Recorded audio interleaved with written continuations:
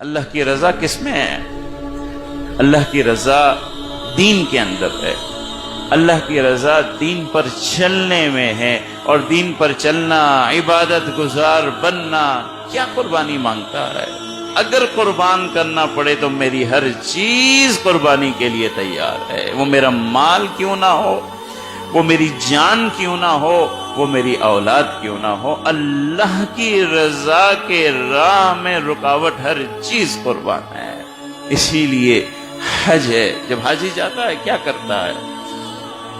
اپنی ہر نعمت کو، گھر تو سفر ہے چھوٹ جاتا ہے، رشتہ دار چھوٹ جاتے ہیں، اولاد چھوڑ دیتا ہے، چھوڑتے چھوڑتے چھوڑتے چھوڑتے آخر لباس بھی اسے چھوڑنا پڑتا ہے، احرام پہننا پڑتا ہے۔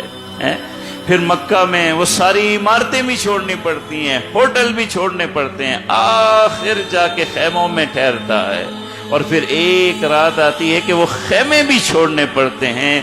آسمان کے نیچے کھلے فرش میں اسے 2 چادروں کے اندر لیٹنا ہوتا ہے، اور اس جذبے کا اظہار کرنا ہوتا ہے کہ سب کچھ چھوڑ آیا ہوں، خاندان بھی پیچھے چھوڑ آیا، گھر بھی چھوڑ آیا، کاروبار بھی چھوڑ آیا، عمارتیں بھی چھوڑ آیا، بستر بھی چھوڑ آیا، خیمے تک چھوڑ آیا، خیمہ بھی چھوڑ آیا۔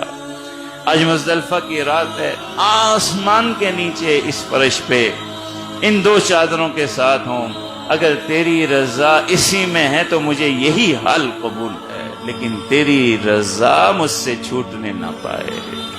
میری زندگی کا مقصد اے اللہ تیری رضا ہے، تیری رضا ہے، کسی قیمت پر۔